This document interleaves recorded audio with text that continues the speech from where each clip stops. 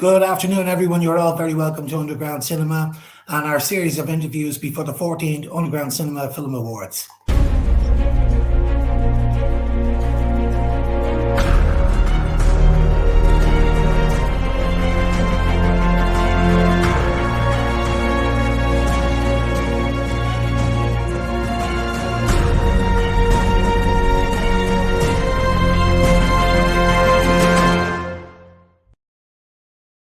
Good afternoon, everybody, on this lovely Sunday afternoon. We're continuing our series of interviews with some of the nominees for the Underground Cinema Awards, which are just on the doorstep next Saturday night in the Royal Marine Hotel in Dunleary. I'm delighted to say that we have with us this afternoon Kevin J McCorry. Kevin's film has been nominated for 4 awards this year. It's a brilliant film called Three-Way Mirror. The nominations for this year are for Best Horror Film, which is directed by Kevin. An incredible performance by Richard Sherwood. He's up for Best Actor. The cinematography in this film is second to none, and the nomination there goes to Patrick Hughes. And the sound design is incredible as well, and that is by Sean Ward. Kevin, you're very welcome. Good afternoon.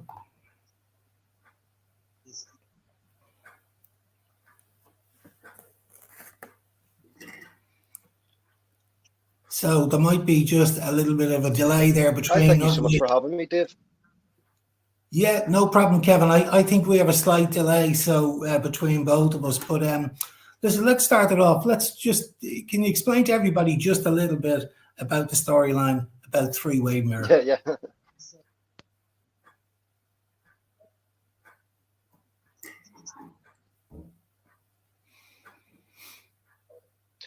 Yeah, of course. So, Three-Way Mirror is a film about the psychological aspect of the human mind, how we all have a positive and negative mindset, and how the idea that when someone is suffering from mental health, it's a confliction from within.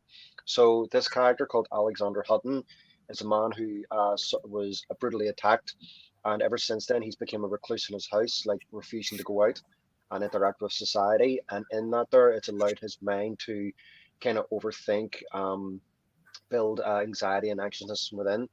And it's the whole idea of the film is about his own mindset in psychological warfare. Again, the positive and negative mindset, one trying to save, one trying to kill. And the idea was having the two, basically almost like the positive and negative, acting as the angel and demon relationship, where the person suffering from mental health is stuck in between. And it's basically about the downfall of a character who is again suffering from basically mental health, and how the ins and outs of a human mind can work, and obviously of course trying to implement real life scenarios within that, or in terms of how the mental health kind of side of things works, and most importantly of course adding a bit of like inspiration to that as well, in terms of like of course like, there is light at the end of the tunnel, absolutely, but at the same time in reality, like unfortunately it's not always the case, showing the realistic side instead of always playing a one note tune of like there's light at the end of the tunnel, because I wanted to kind of do something different that, again, as I said, was going to kind of stand out within its own right, while also again resonating with people, and in particular of course people who suffer from mental health in general, obviously showing a different aspect entirely as one. Fantastic. Look, we have the trailer here, so we'll just give everyone a little bit of an idea of what the film was like. So we'll just stick on the trailer for a sec there, Kevin. Just 1 minute. Yeah. Awesome. Did you know that some medieval mythics believe that the deck of cards hold a symbolic meaning, symbolizing the 4 aspects of human nature? The hearts representing love, the clubs, the desire for knowledge, the diamonds, the passion for money, and the spades, a warning of death.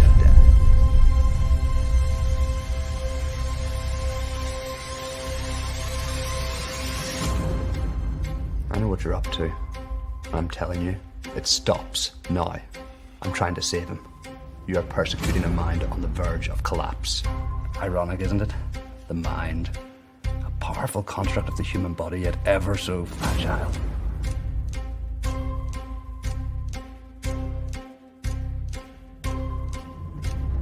Your words are poison, slowly coursing through these veins. You and I have been at battle many a year, and too long have I watched you torture this man. Too long have I watched you haunt his very footsteps and dreams, but no more. For all your good intentions, my dear friend, your complacency and naivety hinder you. You see, my plan was set in motion long before our paths collided. My purpose is simple: to eradicate the weak-minded. As long as I stand my old acquaintance, I will not let you cease this man's existence. Listen closely, my friend. The encore is about to begin.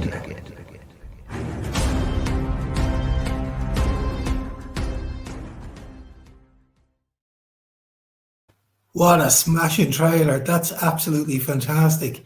This is just a brilliant film. If anyone gets a chance to see this film, please get out to the festival circuit and have a look at it, because there's so many brilliant elements to this film. But let's start first with the central performance. Richard Sherwood. This is a powerhouse performance. He's absolutely brilliant in it from start to finish. Everything about this guy, his look, his demeanor, the way he delivers the dialogue is absolutely fantastic, and he's ably supported then, of course, by yourself with deft direction there and the brilliant script. But also, I think Patrick Hughes, who's been nominated for Best Cinematographer Award, is compliments Richard so well in some of those scenes. It's lit so well, the shadows on his face, even though it's the same person. It's like Mr. Positive and Mr. Negative. They both look different, now the makeup is very good on it. But Richard's facial expressions change with Mr. Negative versus Mr. Positive. The lighting, of course, and the camera work really accentuates this. Can you tell us, where did you find Richard? He was brilliant. Yeah, as you said there, like his performance in this film was phenomenal. So it was, again, like I couldn't have asked for a better actor to work with. And I've been very fortunate over the years to work with some great actors, but I definitely put Richard up there as the best one I've worked with thus far. Like when I was about trying to get the casting call, trying to get things sorted in terms of the best person, because as I said, when I first wrote through Three-Way Mirror, once I finished the script, I knew for this to be executed correctly, I knew I needed to find an actor that could portray three roles in one, and it's very hard to portray one role within itself, let alone doing three. And obviously, as I say, I basically, with the casting process, like I basically sent Richard three individual monologues of each individual character and see how he could differentiate within just the audition period. Then when I got around to actually, I was like, okay, this guy has potential to actually portray these characters. And as I said, when we were building up to like Three-Way Mirror, we just kind of got done rehearsals, and as I said, I just kind of sat him down and explained to him in detail, like, look, for this to work, again, doing costume makeup is one thing. We can make you look visually different, but what it comes down to, really and truly, of course, is the acting, but it's the tone, the delivery of your performance and the personality, because for the audience to believe that these are three different characters, you need to obviously again differentiate in personality and performance. They cannot be the same. And Richard knew that anyway. Like when we were doing rehearsals, like I remember when the audition, the rehearsal process, I put the camera on Richard, and we basically just did improvisation. I had a list of questions all about like mental health and about like basically the inner workings of the mind of a human being and whatnot. But I got him to interact as individual characters. So to answer as positive, to answer as negative, and of course the answer is the character Alex as well, because that allowed Richard and even myself to get a broader understanding, okay, of what way these characters can be portrayed, not only visually, but in terms of, again, the bigger meaning behind the film, which was, of course, like the inner workings of the mind within itself. But Richard, again, went above and beyond, like, because Three-Way Mirror was a 5-day shoot, and it was a long process of filming. So it was, because, again, between costume changes of one actor playing three roles, now just time was getting eaten into us. But the biggest thing I can take away with Richard, which blew my mind, was his consistency of remembering the dialogue. And there's a lot of dialogue for Richard to remember in this film, like especially for three individual characters. And like every person on set was blown away by his performance, of course, and also his ability to remain consistent right throughout. Because obviously it would be natural for anyone to like remember, or sorry, to forget a few lines or whatnot. That's okay, but his ability for 9 times out of 10 to like remember every piece of dialogue off by hand was just unbelievable, and obviously allowed for production to go a lot more smoother to a degree. And to see, like when I was editing the film, even myself, like I kind of forgot also that Richard was playing three roles. I was like, for this is brilliant to see what way he can actually differentiate these characters and make the audience think it's one thing when actually it's another. And yeah, I couldn't speak more highly of Richard. Like his performance was phenomenal. And again, with Patrick Hughes, like I'm still working with Patrick Hughes to this day. We just finished up on a wee Christmas there recently, and his ability to like visually bring across this film was again nothing short of spectacular. Because again, like anything when you're working as an independent filmmaker, there's always budget constraints, there's always conflictions and whatnot. Like, but again, as I said to Paddy, and it is so true, 99% of filmmaking is problem solving.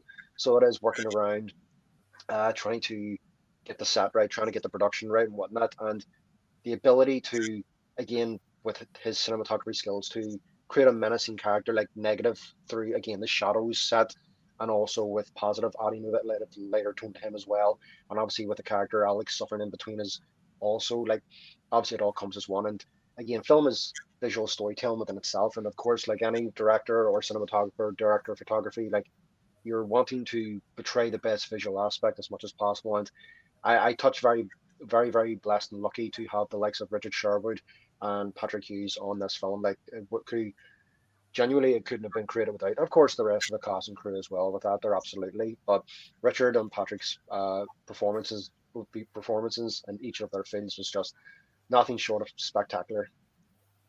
Yeah, there was a real there was a real sort of David Fincher style in some scenes as well. It came across. I'm a big David Fincher fan, to be honest with you. I think he's an incredible filmmaker. But there was just this. Just loved all the colors that he used. The grade is done really well. The colorist did a fantastic job. You must be really pleased on that. It's interesting you talked about workshopping it, because this is essentially a one-man show, you know. Mm-hmm. And I'm just interested there when you mentioned that you sat down together. So you would have had the original script. When you sat down with Richard and went through that script, would you have improvised much? Was there many changes when you actually sat down with Richard? Did the script change dramatically, or did it remain the same? It's surprisingly like so the version we shot is actually the alternative one. The original script like was a bit more that had more in it basically, but because of again budget constraints, we had to kind of take out stuff that couldn't fit within and what so on and so forth. But in regards to the actual script itself, in terms of dialogue and performance, it's like I would definitely say by 90, I'd say by 98, 96 probably percent of the script that we shot is the original anyway. There was just a few wee extra bits that had to be taken out. But in the end, it ended up being the better for it. Again, sometimes again, it's like anything, you have to make the cuts to see what will work and what won't work. Sorry. But even with when I sat down and spoke to Richard, there wasn't really much that needed to be changed with him. Like when we both sat down and spoke, we both came to a mutual understanding in terms of the approach that we wanted to achieve with us. Like as I said, like, me and Richard have both lost loved ones on the aspect of suicide, so it was quite a personal film on each side of the coin. And again, especially for Richard, like he was actually messaging me the other day, like basically asking the same questions about like how did the idea of the rumor came about and like when did I write it. And basically when we came up with, or sorry, when we sat down and really spoke to in detail about exactly what way we wanted to portray these characters and what way we wanted to execute the entire film as a whole, we were on the same side of the coin, which was the most important thing, that we wanted to make something. I think the biggest thing me and Richard wanted to do was that we didn't want it to be a mental health film that basically stuck with the cliches, stuck with the repetitiveness you see in a lot of other mental health films. And again, of course, there's nothing wrong with that there, but I wanted to do something different that would kind of stand out and be unique within its own right, while also again showing the true side of what way mental health can be like. And it affects everybody in its own unique way. And the whole premise of the Rumor was like nobody truly understands. We can help as much as possible in terms of like people who are suffering through mental health, but really and truly, the only person that can help themselves again is themselves, and that's the key reason why when I came up with Through Mirror, because I easily could have went down the route of getting three different actors, but it wouldn't have made any sense and it wouldn't have resonated as much because like nobody knows our own mental health side of things apart from ourselves, and that was the whole point of getting one actor to play three roles because it's more personal, it's more of a reflection of that character going through that there and the inner workings of like the confliction between the positive and the negative aspect. And when me and Richard kind of sat down and had the rehearsals and just spoke in detail about what we both wanted to achieve, as I said, we would both ended up being on the same side of the coin because we knew what this film had the potential to be capable of in terms of not only just standing out and being unique, but like in terms of like a different approach to understanding the psychological aspect of everything because we wanted something that would kind of be experimental, but also at the same time make audience think as well. And it's like anything, again, all you can do is when you make films is just hope that everything in theoretical form of the script is transferred visually. And as I said, I've been very fortunate. Like once Richard knew what I wanted from him and he needed from me, we just bounced off one another. And that's the reason why when it came to being on set and on shooting, like I didn't really need to direct Richard much because we already done so much rehearsals that he already knew the characters by that stage, which is great, of course. And it means it allowed him more of a flow and consistency to build up within that further down into production. Yeah, certainly what it came across to me, the message I got was, the human mind, as complex as it is, it's a scary place. There are thoughts that are deep down in there that would scare any, are quite scary. And I think it really comes across really well in Richard's performance. I want to touch on the sound design. The sound design is absolutely fantastic as well, and also crucial to the film as well. Can you tell us a little bit about the sound design and what you wanted to achieve there? I'm sure you're fairly pleased with it. Sean Moore did a fantastic job. Yeah, Sean did an amazing job. When when I actually was looking for a music composer, I seen some of Sean's work before, just from what he sent me, and I like there was one track he done which is actually in Through Mirror.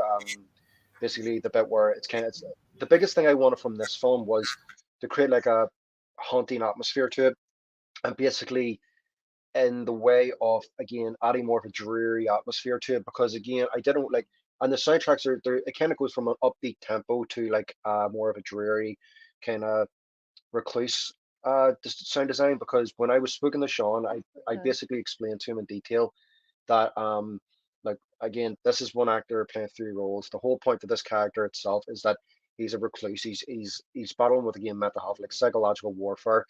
And when we cut, there's obviously a scene in the film where Richard basically kind of dances around the room, and that whole scene within itself, it's like a lot of really upbeat music. But the whole point I wanted upbeat music was because it wasn't just to switch up the tone, but it was more to like show that this character is trying to distract his mind, trying to like take away the burden of like mental health and all, because that's what they kind of say like in real life as well. Like if you're overthinking or whatever, you try and distract your mind, try and focus yourself on something else. And obviously in this instance with Richard and with the character, sorry, Alex, um, when he's kind of dancing around the room and all the music's kind of pumping, it's basically like him trying to like drown out the noise within his own mind.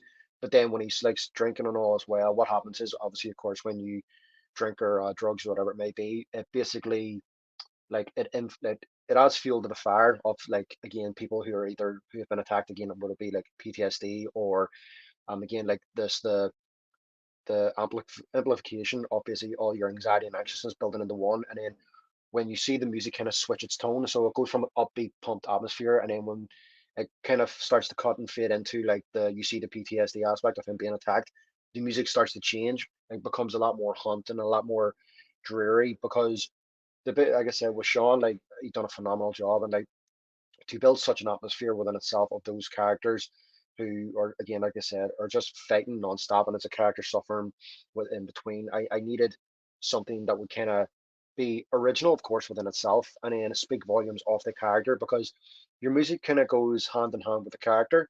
So it does, in terms of like what the personality of the character, like his, again, his look, his demeanor, and most importantly, of course, like because Alex, the character, is such a recluse character within itself, like when he's writing into his notebook about his demons and whatnot, all that there, like, and you hear in the background the phone call coming through, you basically uh have that soundtrack that's in the background that's really dreary and haunting, very uh like dark, like showing the like the psyche of this character, what he's been into, because like I've always said from the get go, mate, that this film was never story driven. It was all character. So it was like when I first went out with my cast and crew, I said, look, this film is not going to be story driven. It's all character.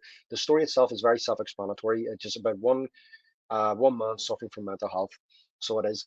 But that was the whole point of the get go. It was, at the time, it was one of the hardest scripts I've written, because again, as I say, it was a script that was never story driven. It was all character, so it was about building a story around these three characters and their interaction, while also, of course, adding a deeper meaning within that there. And then, of course, when we add Sean's great soundtracks and design on top of that there, it just adds to the amplification of the entire like scenes and film overall. Because again, just like visuals and performance, like music just is a key factor as well, because sound, lighting, and music set the tone and what way everything's going to be performed from then onwards. And again, just like Richard and Patrick, I touched again very lucky with Sean, and again, it really does add to the scene and the overall film anyway, for sure.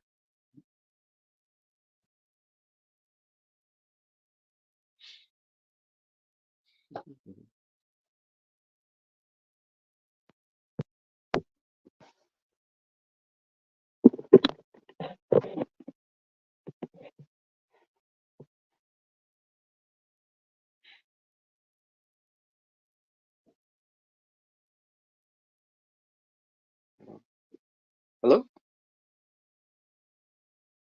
Um, so I don't think I can hear you, mate. Yeah, that's my fault. I muted it. So, No worries. so Kevin, your film, it's 27 minutes. It's just over 27 minutes long. Now, I didn't feel it was 27 minutes long. I wasn't counting any minutes. I enjoyed it. I enjoyed it from start to finish. So, if you think about film festivals all over Ireland and abroad, 27 minutes for some festivals is long. Were you a bit worried about that? Trying to get the films into film festivals because of the length of the film. Yeah, of course. Again, like you're always self-conscious about it anyway. Of course, again, you're always wanting to be very aware of duration mark within itself. Like the festival run for Three Mirror has been up and down. I think it's because more than anything of the topic and subject matter, and also of course duration mark, and of course story as well. I think of course when the biggest thing, if you're going to, like, especially for short film, like if you're going to do a short film within like a duration mark, you need to make sure obviously the gears are constantly changed, like that you're keeping the audience constantly engaged. And like that's what I tried to do with Three Mirror, just keep the engagement that more impactful along the way. And again, I'm very fortunate that the festivals that has been picked up for like have really liked the film. Like today, like my like Three Mirror is being shown in the Belfast Film Festival today, at 5 o'clock at the Strand Cinema. So that's it's good to see for sure. So it is, and obviously just get it out there a wee bit more. But duration mark, I've always kind of said for myself personally, like duration mark like shouldn't define like a film, because again it's quality over quantity. So it is, and I would rather like focus on the quality than just to achieve a duration mark, because yes, of course, you can see short films being done within 10 minutes, 15 minutes, 20 minutes, and vice versa and whatnot. But for the likes of Three Mirror, because of the subject matter within itself and the ability of like one actor playing three roles, it needed to kind of be. I always knew that it was always going to be between the 25 and 30 minute mark. Like, well, especially when I wrote the script, like I always knew that, because like that old saying, like 1 page equals 1 minute. To me, that I don't really agree with that, because like people, you need to take into consideration as well, like you need to build up an atmosphere within a film, and in terms of like whatever it be like anxiousness or anxiety, like they all like building an atmosphere always adds on to the minutes, so it does like bringing out the performance, the scene itself, and obviously that's always a key factor within. But I would rather, as I said, like get the quality of the film where it needs to be at than just cut it just for the sake of a duration mark. And because again, like if you cut it for a duration mark, you end up sacrificing the quality for, again, just to try and get in the festival that you may or may not get into. And of course there's always a way around it, absolutely. Like, but for me, like it was a film, again, like as you said, it's 27 minutes, but like it doesn't really feel like 27 minutes because there's a decent flow to it. So there is like again, especially for a film, as I said, that's not story driven, it's all character. But for me, like duration, I knew from the get go that there could be a possibility it mightn't get picked up from some festivals just simply because for duration mark. And I've noticed as well, like the higher the duration mark, the more like judgmental they can be upon it, which is fine, of course. Again, like I said, because you're taking more people's time. But at the same time, though, as I said, like I'd rather quality over quantity for sure. And again, if it means like wee bit extra on the duration mark, then so be it. Like, but it's quality over quantity as far as I'm concerned. Yeah, like I agree 100% with you. To be honest with you, Kevin, and like a good programmer, you know, if a film comes into me, you know, for a live event that's 27 minutes long and has me from the start, I'll definitely want to include it in the festival. But you know, the way around the program is to start looking at okay, your typical program for shuffling programs between 90 minutes and 120 minutes. That's the average for a program. It's just simple. It's very simple. You pick that 27-minute short because it deserves to be seen. It's engaging from start to finish. And the rest of your program, all you got to do is just look at a few shorter shorts. So you can easily put 10 or 12 shorts into a program, which includes a 27-minute piece of filmmaking. So there's ways around it. So that's why I don't think film festivals should discount a film that comes in. Don't be scared of a film that comes in 27 minutes long. If it's good, people are going to be engaged, and that's what you want. You want people talking afterwards. Certainly behind the scenes, I can tell you this. I've been talking about this film behind the scenes because it's made an impression on me. So much so, I mean, my mind was thinking about, because you don't really get to see too many shorts like this, you know, and there isn't too many that delve into mental health, which is quite topical now at the moment, as deeply as your short, and especially with almost like a one-man show. Over the past 14 years now, we've had to have screened at least 5,000 shorts, and there are films that that I would remember quite well. And I'm a great believer. I'd love to be able to bring some of these short films to schools. There are particular films that I feel that have very good messages, that there's a great educational value to some of these films. And this film in particular, I think would work really well at a secondary school, you know, and I would imagine it would be a brilliant Q&A session afterwards. You speak very well, Kevin, so maybe it's something they might consider. I think it would go down really well in a secondary school. Yeah, again, thank you so much for that, mate. Again, as I said, it really does mean a lot. So it does. Again, as I say, like it's, with through Humor, like I suppose in a way you could say you could almost like there could be a bit of a case study within there, like just really dwell more into it in terms of the aspect of the human psychic and whatnot, and by no stretch of imagination, like am I doing this just to get out there or whatever. Again, it's a personal film as well within myself. Like a lot of things that were put into the script like are from my own perspective as well, and obviously of course when Richard was obviously performing, he implemented some of his as well. So a lot of people who were involved in the film, there was definitely a personal touch to it within itself also. Like people understood the idea that was behind it. It wasn't like, yes, obviously it was to make a film, of course, but also it was never out of any like intention of like capitalizing upon anything by no stretch of imagination. Like again, as it says, as a person who's like had someone who's passed away due to mental health, and obviously Richard the exact same, like we knew that this film like had, again, as I said, like a personal touch to it, and really could, like all being well, like resonate with some people. Do you agree? Because again, as I said, like everybody has their own mental health problems and demons within themselves. Again, like I said, we as human beings can only help to a certain degree, and that's the biggest thing for me was like when we hear about the likes of there's not enough money going to mental health, which I totally do agree with. There isn't enough, and it should be more to it, absolutely. But there's only so much there's only so much money can do, and there's only so much people can do, because the whole idea, as I said, was that the only person who can help you is yourself. And obviously, of course, people need help along the way, absolutely. But as I said, the idea of like going in, like again with three mirror, going into the mind itself, like the reason why, like especially in three-way mirror, like when you have the positive and negative mindset both sitting there looking at one another and in surrounding darkness, like from an artistic perspective that I was coming from, was the surrounding darkness was basically like his, like the negative persona kind of closing in, and the light above the table was basically Alex's last final piece of like light and hope. So it was. And when you see in the trailer there, when you see the lion and the wolf, like they're representations of positive and negative.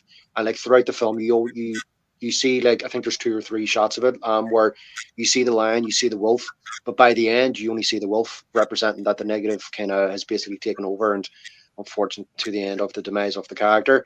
But that was the whole point. Again, adding a bit more representation to it from an artistic perspective. Like again, as I said, like when you, if you, for argument's sake, if you could put into like a school of people watching it, like they could actually all be well, like get a different idea altogether, because like film realistically is an interpretational art form. We all interpret film and storytelling and meaning in our own unique way, and that's the beauty of film within itself anyway, is that we can all interpret it in our own unique way to such a degree and standard that, for argument's sake, if somebody was to say to me, well I've seen it from this perspective, like it would almost like probably make me think.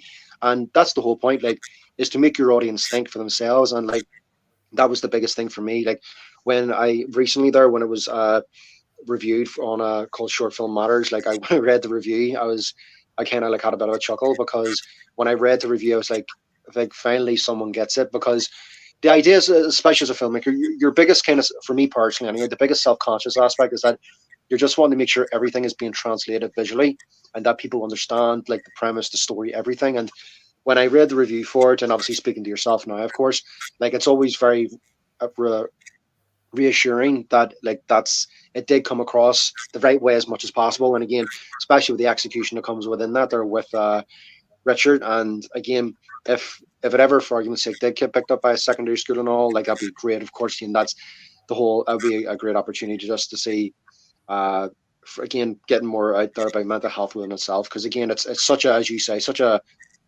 crucial topic in today's day and age. So it is, and isn't talked about enough. And it realistically allows allows a different perspective to come across. That was my whole idea, especially when writing through him, like a different unique point of view than we've ever seen before in any terms of mental health aspect. And again, as I said, you just hope, all being well, that it comes across that in the execution. Yeah, it certainly did, Kevin. It's a really impressive piece of filmmaking. I'm wondering what's next in the pipeline. Have you got anything in the pipeline now at the moment?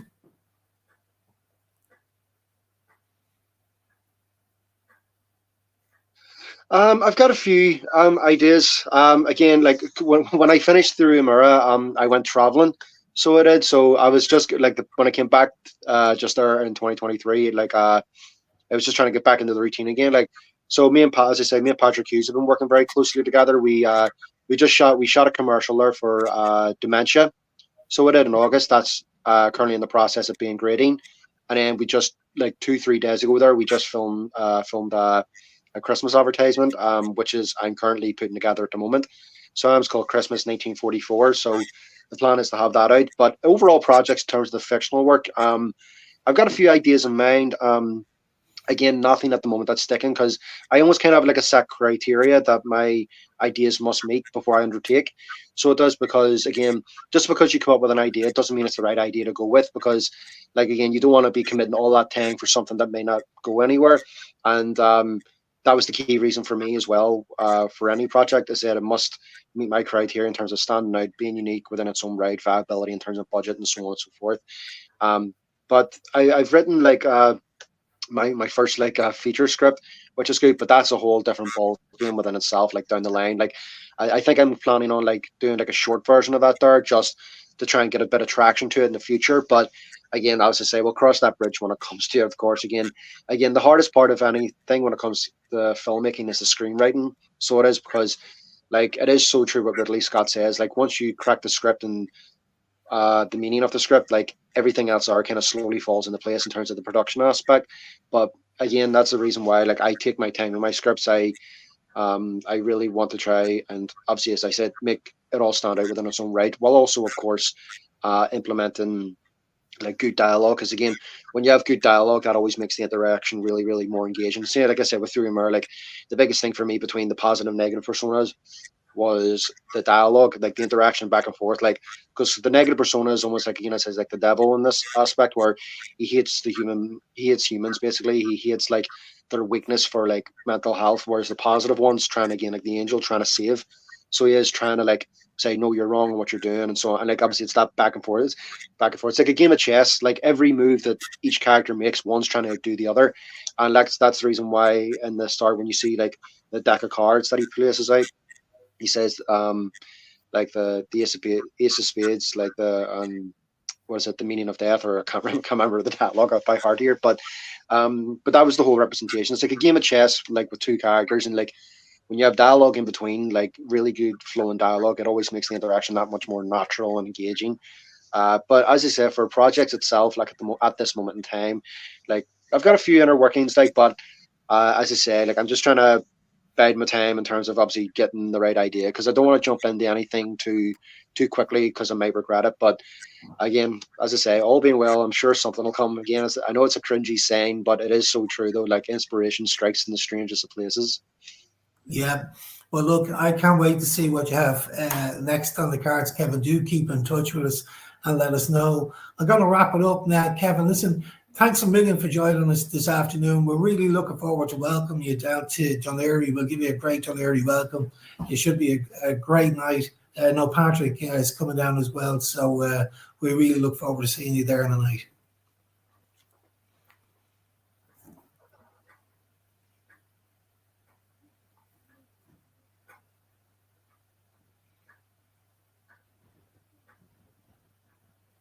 Yep. Okay, Kevin. We'll chat later. Yeah, I look forward to it, mate. Again, thank you so much for your time. I really do appreciate it, Dave. And yeah, I'm looking forward to coming down next week. Obviously, it'll be some wee night. I'm definitely looking forward to it. And again, just as well, Dave, thank you for taking the time for viewing Through Mirror and obviously selecting it. Like it really does mean a lot. And again, I really do appreciate your time and patience. Not at all, Kevin. Thank you so much. Okay. Enjoy the rest of your weekend.